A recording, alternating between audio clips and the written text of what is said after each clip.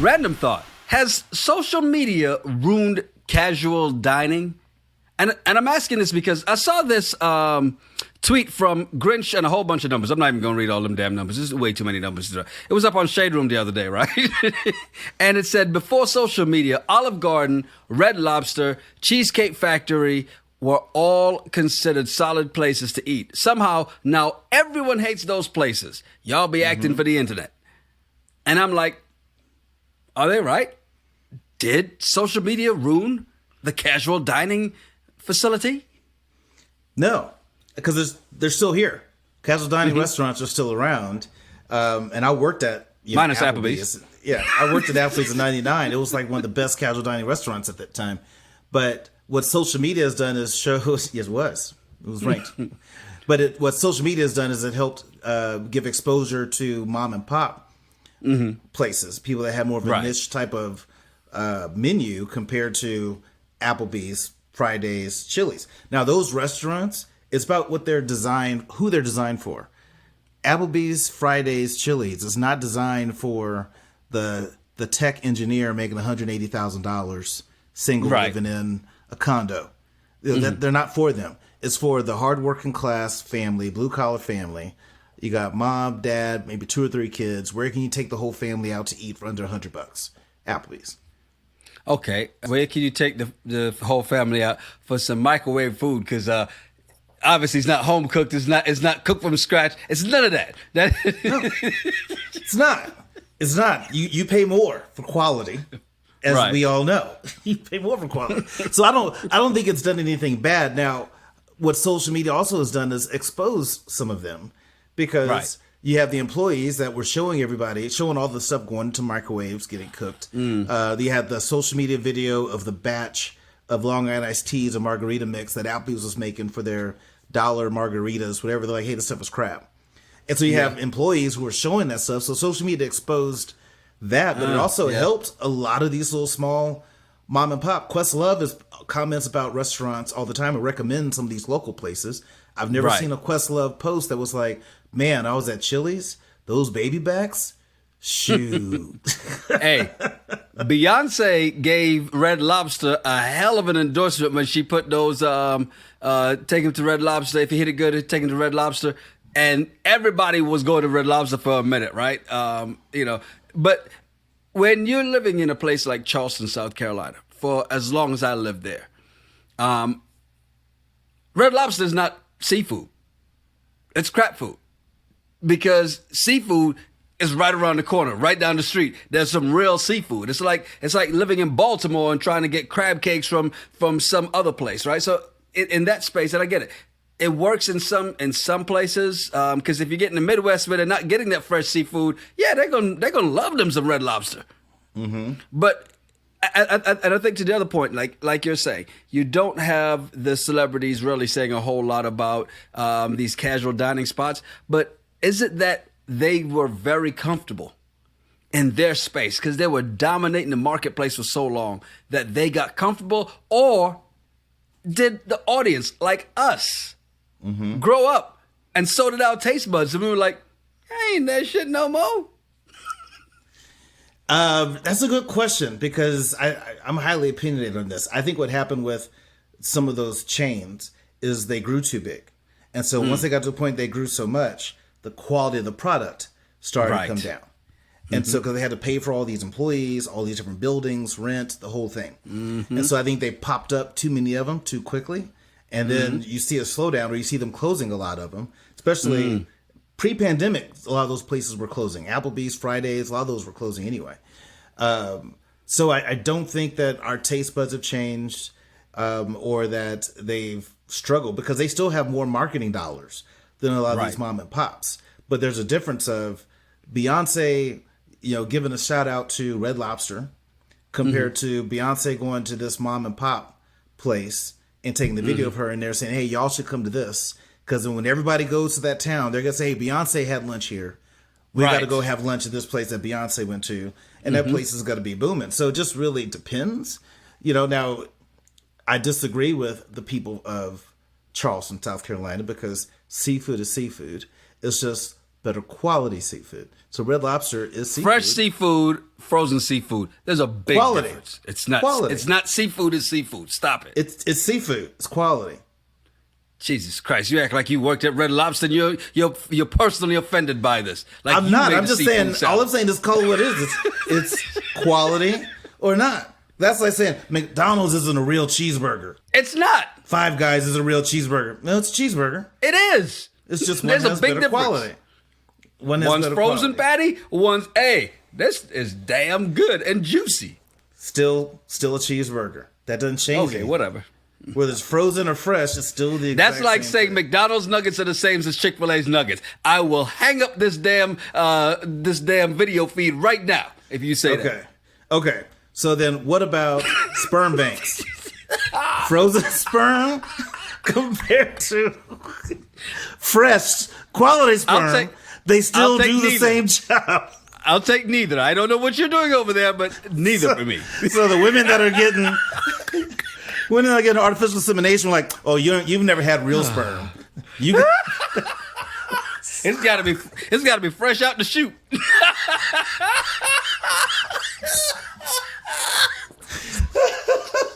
Hot down the pipe. It's the only way to get it, girl. Yeah. Take that. Oh my God. Welcome to the show. I'm Yanni Rue. And I'm just Terrell. You ever been out somewhere and overheard two people having crazy conversations? I cannot believe this is how we're starting the show off. Well, we are those people. We've been having these conversations since college. Yes, seriously. We've been having these conversations since college. Just like this. It's the Regular Guys Random Thoughts Podcast, episode 106. Be sure to like, subscribe, and definitely leave a comment. Oh, perfect. 106. Exactly.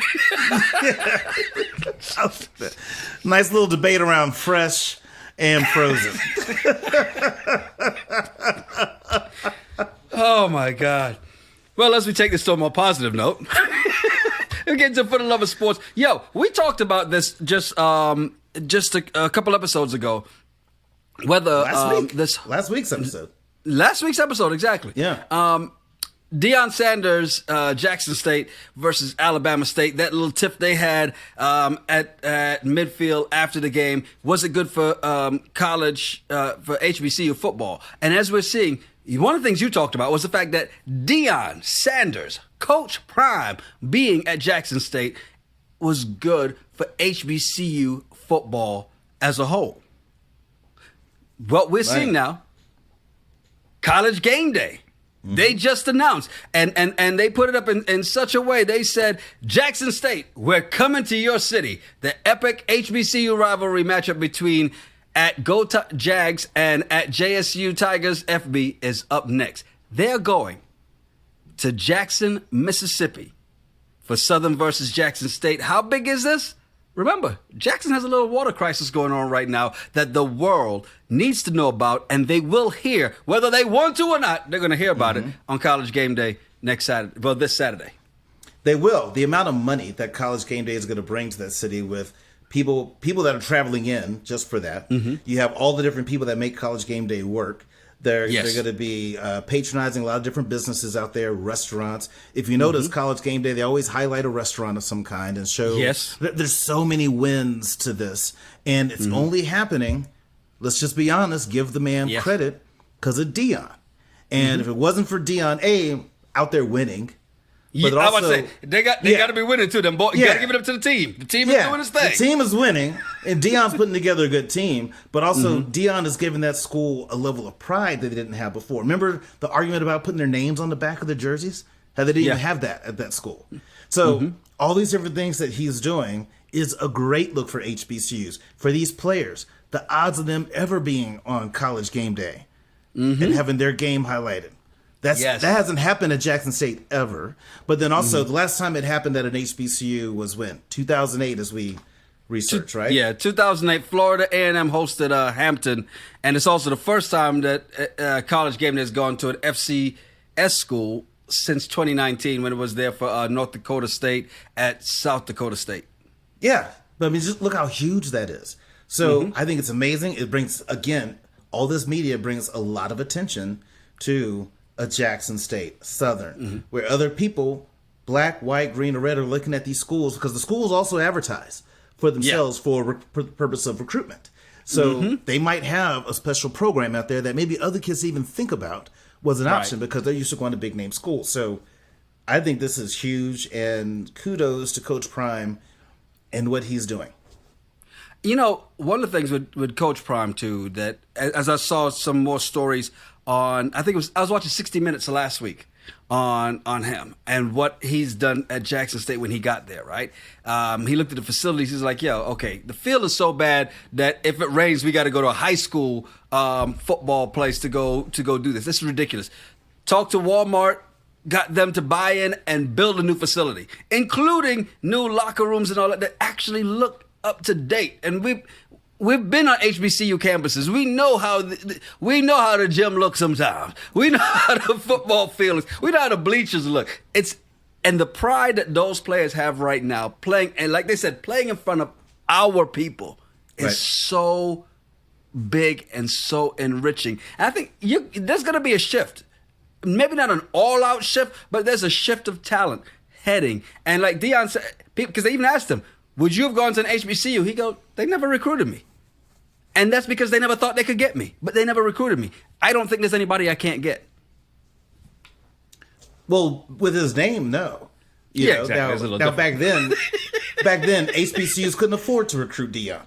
Right. So it's like, yeah, they didn't recruit you. Not that they didn't want you. They just knew, hey, there's no way we can compete with Florida State and the money that they have. So, hey, go on, brother. Do what you got to do. But it's not so much about the money aspect. And I feel like that's what Deion is selling to these players, about they can come and do something bigger, right, for a school and for a program, and really change how HBCUs are viewed. I think this is bigger than him just saying, I want Jackson State to be the best. He's bringing a lot more attention to HBCUs, and it's an amazing thing. And not only that, player-wise, these pros that go into coaching, now they're considering coaching at these HBCUs and doing the same thing. And so it's a bigger vision, I think, that Deion has for this. And again, I think it's awesome for all these different HBCU programs that this is happening. And College Game Day coming out, money, money, money. I can't wait to see him take his team to a Power 5 matchup next year. I think I'm sure it's something he's working on, I'm sure he wants to do it while his son is still there. Like, hey, we need to play Clemson. We need to play Notre Dame. We need to play USC. We need to play Alabama, LSU. One of these teams. We may get our ass kicked, but we're going to go out there and show we can do some things. And I think that alone is good, because that's why these smaller schools do play these big schools. And it's, not just for the money influx, but also so they can get a chance to play at this other level. Can you run with these guys? Because that's who you're trying to compete against if you try to make it to the next level called the NFL. Now, I would not be surprised, and mark my words that I said this, I would not be surprised that there's either a Netflix documentary or 30 for 30 on Deion Sanders and what he's done for Jackson State. I think he's already been doing it himself, Yeah, so like even if they do play that Power 5 school and they win, that's going to be like a whole Friday Night Lights 2 or 3 hour documentary on everything Deion Sanders did and went through to get to this point with his players, with his son getting interviewed. I mean, I can see it happening, which again, more power to. Last chance you in real life.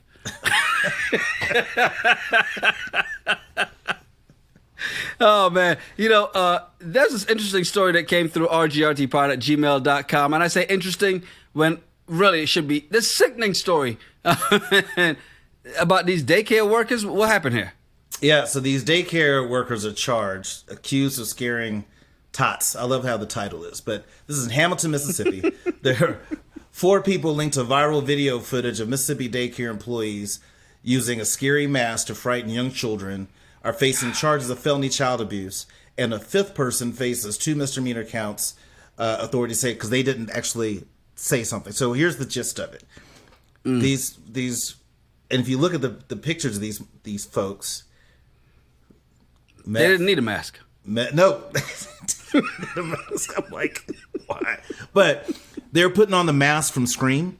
And so they were approaching kids, and really trying to scare them. And like, as a, if they were bad, they were really trying to scare them. The kids was crying, screaming, just traumatizing these children. And somebody's videoing it, and so this happened. Eventually the video leaked, and now these people got arrested. But I'm just like, why would you do this to 2 And what or were they 3-year-old videoing it for? children? Was it for social media?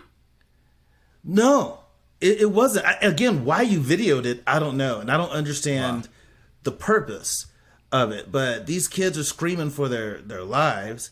And these people are trying to use like corporal punishment as some way to scare the kids into being good kids. It's just crazy. I couldn't imagine if there was a Terrell Jr. Woo!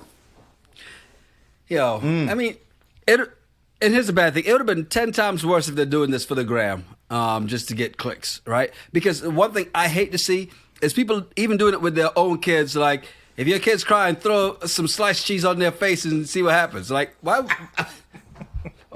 Best way to stop a tantrum. Kids, they're crying, you just spray some friggin' whipped cream in their mouth. Like, yeah, don't follow these stupid-ass trends. And don't do what these stupid-ass people did. Why are you terrorizing these kids? Here's the thing that people don't realize. Children are sponges, right? There's a reason why you're not supposed to be just watching what you want to watch around your kids. Like, oh, but they're just kids. They don't know any different. Yes, they do. They pick up everything around them. They're sponges. You are terrorizing these kids by scaring the living shit out of them. Then what happens? Now when they can't sleep well at night because that is just going through their mind, you don't know what effect you're having on these kids. It's scary. You feel like, it's funny. No, it's not. Why? I'm glad they charged them. And I'm glad they charged that fifth person. Like, yo, this is when that no snitching, that doesn't come into play. Hey, speak up. Yeah. Now, the only thing I don't like about this story is that the daycare's owner is not facing any charges. You got to be held responsible for some of this too. Yeah. So I don't understand that. You got to be able. But one thing, if it was like having that a La Petite Academy, and so like the CEO of La Petite's not going to be charged, that would make sense. Right, because that's a national brand. Exactly. But whoever owned this place, the owner, they have to hold some accountability to this, because I'd want to know what kind of background checks did you do? What are the qualifications for these teachers that were there? What were the systems of check and balances that you had? Why are you allowing them to record in the classroom? What's the rules and regulations you have around teachers recording kids in their classroom? It's just. And where the hell were you when these kids were screaming their bloody hell heads off? Jesus Christ. Yeah. Did you not hear it? Is this the first time they've done this? Did this happen last year around Halloween? Is this a thing that your schools normally did? Now that you got caught, you're like, oh, I didn't know. I had no idea. Yeah. But I do have an archive. Would you like to see from 2020? But still, asses would be kicked. Had that been, if I had a kid, that happened to them, asses would be kicked. Oh yeah, indeed, man. That is ridiculous, and I'm glad they're charged. And anybody else thinking about some dumb shit like that, they need to be charged too. Cause yeah, that's ridiculous. Almost as ridiculous as this other bullshit. The headline alone should get you interested. American Airlines passenger asked for reparations for being wedged between two obese people. Now, I used to fly American Airlines a lot last year. I know how small them damn planes can get. I know how uncomfortable those planes can be at times. And I know what it means to have somebody a little bit bigger than yourself. Because, I ain't skinny like I used to be, 140 pounds soaking wet, right? But still, I'm not squashing you, if anything. So being wedged between two people, I can understand there's a level of uncomfortability. But reparations? And what's the race of the person that was wedged between these two people? Ain't nowhere close to our complexion. So,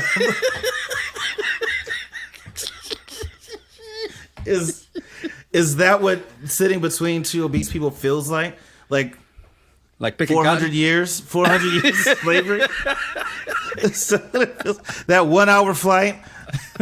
Does it feel like... Wow. Yeah. She went through the whole movie of Roots all in 2 hours between these two big people and wants reparations. That is insane. that she would say that. And the fact that she would call it reparations. One thing she said, I want a refund, but how do you even get close to reparations for that? Right. You know, it's...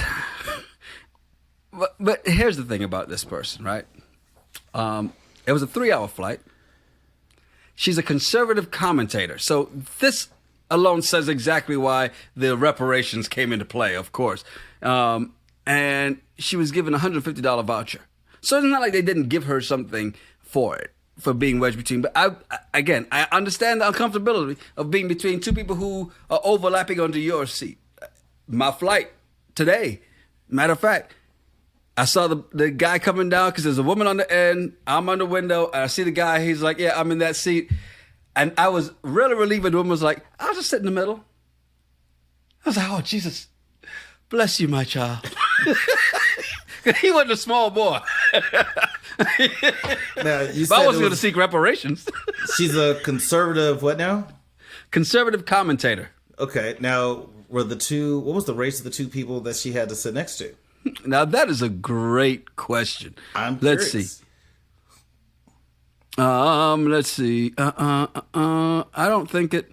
Probably didn't say it. Don't have to say it, but we can see it. She was set between two black people. Told you. Bam! You knew what it was. You knew what it was. That's why. Because look, she goes, I am currently literally wedged between two obese people on my flight. This is absolutely not acceptable or okay. If fat people want to be fat, fine. But if it is something else entirely when I'm stuck between you with your arm rolls on my body for 3 hours. Just wonder what color the arm rolls were. I think that's the difference. Because I get it. We all don't want to be touched. They were chocolate arm rolls.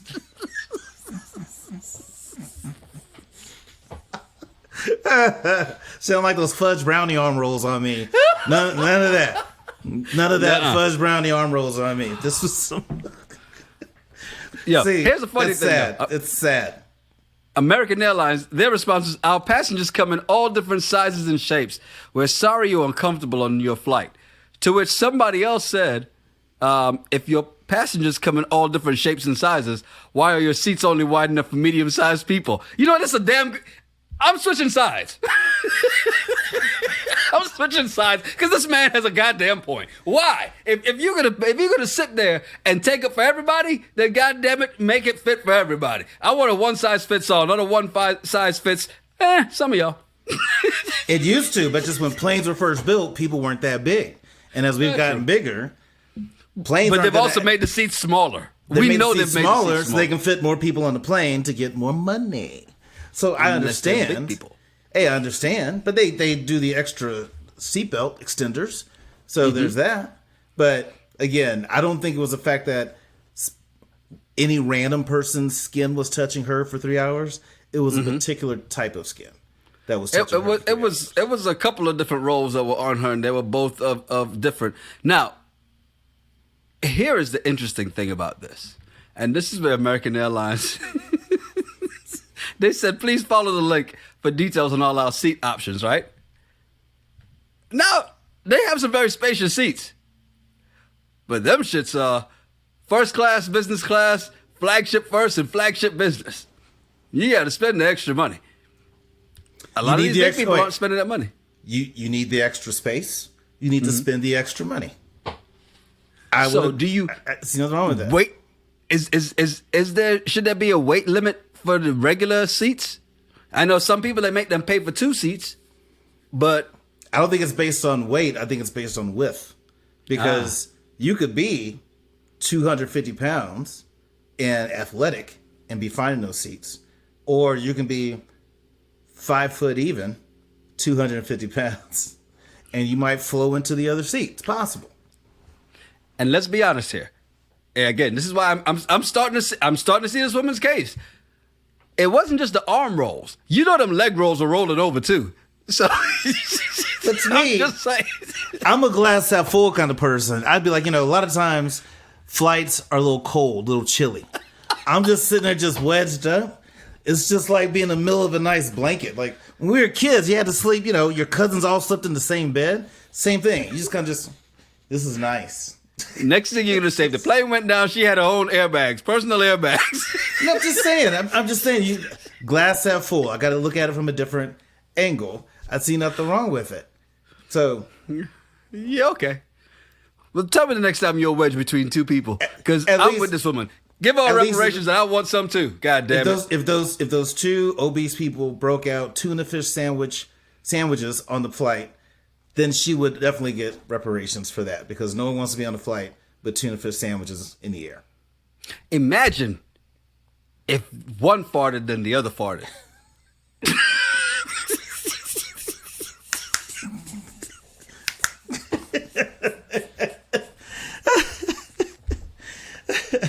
You know what? I'm getting out of here before we get in trouble. Yeah. To go down. I can feel it already. I can hear your brain ticking. You know, we'll be back on Thursday. Married at First Sight, Season 15, Decision Day. Then next Monday, we're back with our second of four parts for the Love is Blind Season 3 recap. And then, of course, next Monday, we'll also be back with the audio. And on Tuesday, we'll be back with the video with episode 107. A lot of stuff as we get wrapping up in this fourth quarter of the year here. Yeah, it's going to be good, and can't wait to be almost on Married at First Sight. So just happy about that. Yeah, we only got like 3 or 14 more weeks. Get my Wednesdays back. Hey, I'm Yanni Rude. And I'm Just Terrell. Make sure you follow us at Yanni Rude, at Just Terrell, and at RGRT Pod. Yeah, send us some of your random thoughts and some of the bullshit you found on the internet. We'll talk about it on the show. It's the Regular Guys Random Thoughts Podcast. Cheers. Cheers.